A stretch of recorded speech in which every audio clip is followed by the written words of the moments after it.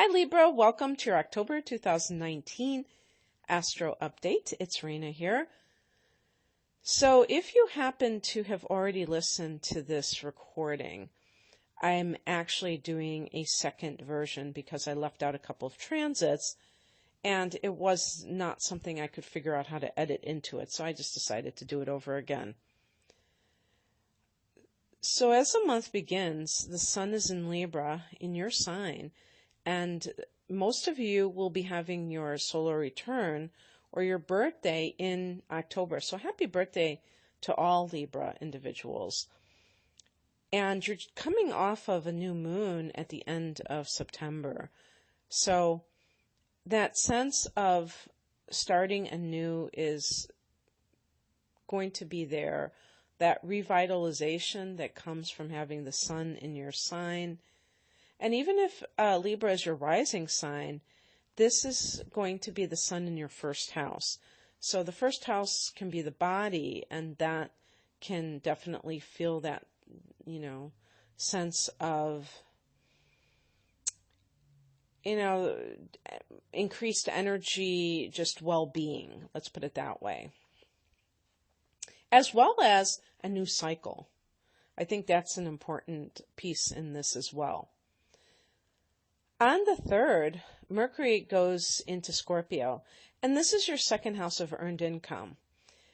I would just broaden it to include the money house, to say the money house, because I have experienced Jupiter transiting that house. This is supposed to be the money that you earn, but I have received money that is not, just like anything to sneeze at.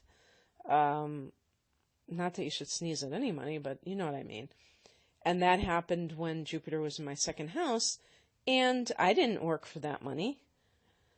The other money house is the 8th house, and that is the house of inheritances or other shared resources, whether it's shared by the family or a spouse or ex-spouse, in the case of a divorce proceeding, whatever, insurance payouts, that sort of thing.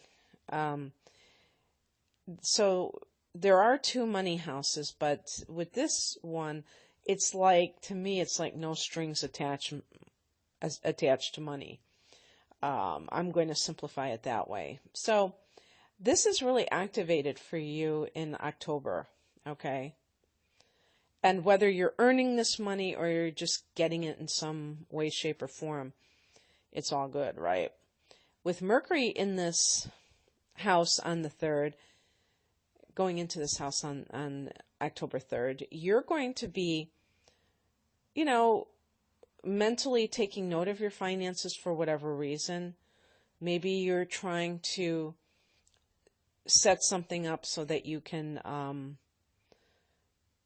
I don't know about have a budget, but keep like a certain sense of order about finances. Maybe you have, if you're American, maybe you have applied for an extension to pay your taxes, and now, you got to pay the piper in October and things like that. So you've been kind of putting it off for another 6 months, and now you're getting down to business again. But something is making your mind think about money. Maybe those wheels are turning and you're thinking about ways that you can make more money. On the same day, Pluto turns direct at 20 degrees of Capricorn. This is one of the transits that I didn't include the first time around. So Pluto has been in your 4th house of home and family. And this has actually gone back to January of 2008. So for those Libra individuals who have had a lot of tough situations with family matters, and this can include the mother is connected to the 4th house, and I would say including, or maybe especially, if you've been dealing with a narcissistic type of mother, because to me, Pluto is very, I could see it being very connected to malignant narcissists. Or even, yeah, I would say especially those types. But maybe covert narcissists. And a covert narcissist is somebody who is always the victim, and they're always using their victimhood to gain attention from others. And so they're always, front and center in other people's lives because they need help. They're always the one that is the victim. And yeah, I mean, I think it could even apply to that because narcissism is about power. And in part, it's also being an energy vampire. But power is a big part of it, and that's what Pluto, in its, one of its worst manifestations, can really be about power issues. Now, power is an important thing to have, so it's not all bad, One reason I'm not like a big Eastern or Vedic astrology fan is because of this labeling of some planets as malefics. And the issue of power is an important one because inner power is where it's at, and not seeking it through other people, but seeking it through oneself and self-mastery, in other words. And so the Pluto is about transformation, okay? And that is a form of inner power, all right? So when we're talking about these kinds of issues that have a domestic tinge to them or influence, they may be hard lessons, but they may be a source of liberation. So that is not, there's nothing malefic about that whatsoever, although it may not feel like really warm and fuzzy, that's for sure. Now that Pluto is direct, you can pick up the pieces, because actually it may have been a rough few months for you. I don't know how long it's been retrograde, probably about 5 months. They say it retrogrades half the year, so we're looking at the spring, we're looking at about March maybe. I don't remember when it did it. But in any case, quite a while. And some of you may have had to face some unpleasant truths that, that have to do with your home life. And I suppose that even like on the physical level, I don't know if that would relate to actual real estate matters. Maybe. I would think it would have to be deeper than just like a gut rehab, but maybe not. Who knows? So on the 4th, Mars goes into your sign. And this is great for Libra because sometimes you tend to hesitate to assert yourself.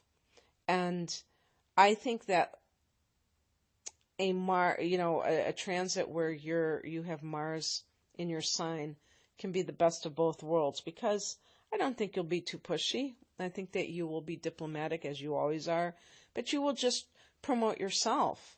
And sometimes we need to promote ourselves. We need to be our biggest advocates for some reason. This can make you physically want to, do exercise. So it can make you more active, getting into some kind of workout routine. On the 8th, Venus goes into Scorpio. There's that second house. Venus rules that second house. So that makes it that much more, likely to, it has an affinity with that house. So it's harmonizing with it. It rules it. It has more than an affinity. It actually is a specialist of that house. So Venus is the attractor, and wherever she goes, she can bring money with her. So that might be a great time to attract money. And And then also this is great for self-esteem. So this might be a great time for you, just like psychologically even, Libra, where you have, self-love with Venus in the second, and you also have this kind of assertive quality that people are seeing. And so that's a good 1-2 punch. On the 13th, there is a full moon at 20 degrees of Aries. This is the 7th house. This is the house that you rule, the house of relationships. And so full moons bring things to an apex, to a heightened state. This can run the gamut. If you're having problems in your relationship, this could be like the point of no return, the point where everything is revealed if there are secrets, where it's like something has to give, where if you have been kind of bottling up your emotions, that you just kind of tell it like it is finally, especially since you have Mars in your sign. You might feel like, I'm going to let the truth out. I don't care. Let the chips fall where they may. That kind of thing. And just be like unapologetic about asserting yourself. Whenever there's a full moon, the sun is at the exact same degree in the opposite sign. So your sun sign, your sign Libra, is at 20 degrees Libra in that first house. So it's honoring the self at that time, when you are the one that is the sun sign, and the opposite house is that other person. And so it's like you seeing them maybe in a new light in some cases, and that can help your decision-making process. Sometimes this can be like, if something is coming to a culmination, maybe you have been living with somebody and you want to get married. And you say, you know what, this living thing is great, but I still want that. There's something about that appeals to me. I want to know that you're committed, and that's the way that I feel that this is going to, to show me that you're committed. Or maybe somebody proposes to you. It could be anything. Sometimes we would say that particular scenario for the full moon in the 5th house, where it's taking it to the next level. Because really this is so, what it could be more than just, maybe that's not a good example of saying getting married. Maybe it's more like a new phase in your relationship, like one phase has ended. Perhaps you are living kind of a fake marriage or relationship that was very much on the surface, and now you're starting to open up more. And let's say you've just gone through your first year of marriage, or living together, whatever, and you've been kind of going through the motions, and now you're kind of bearing your soul with that person. On the 23rd, the sun goes into Scorpio, therefore that second house. Sun is a very positive influence. It can give you a sense of, what can I say? The sun can give you that sense of creativity. So again, having ideas about how to create active and passive wealth. That, in other words, money that sustains itself with passive income. And just more highlighting of this practical Earth house. And then on the 27th or 28th, depending on where you live in the world, there is a new moon in Scorpio. I just want to say that if you live in the United States, it's going to be on the 27th at night, late at night. Unless you're Pacific time, it'll be, mid-evening. And if you're, in Europe or down under, it'll be on the 28th. New moon in that house of earned income. So perhaps a new income stream. Maybe you've been, starting a side business. That could be it too, right? Because the full moon in... Oh, no. For some reason I saw 5th. Okay, forget about that. Yeah, but you might be starting a business, and that sense of launching something that is a second source of income that could be on tap for you in October. And then on the 31st, there is a Mercury retrograde. And this is starting at 27 degrees of Scorpio. And so this is going to be in that second house. So you're beginning something new and you're rethinking something at the same time. Now, one of the things can be about perhaps you set prices and you're rethinking those prices. Also, the second house are your values. So that may have something to do with your prices. If you already have like a business, or even if you're working for somebody else, you may say, what am I really worth? Maybe you've been undercutting yourself in some cases.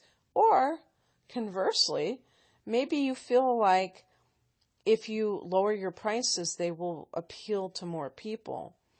And that will increase your business overall. And you might be experimenting with that. And that's okay. Mercury retrograde can be a time to experiment because you can always change it.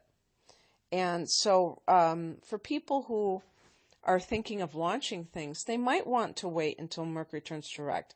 However, I do want to include mentioning somebody that I have mentioned in the past.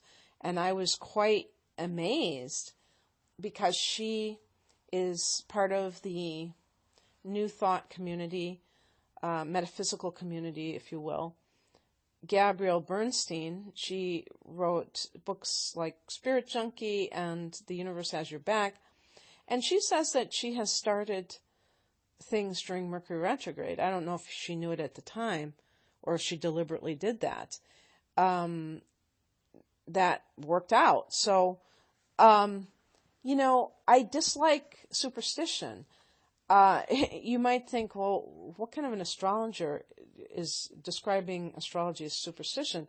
I think astrology has a lot of wonderful uses, but if it constricts you and makes you less likely to take action because you're waiting for that perfect time, then it's not having a benefit on you.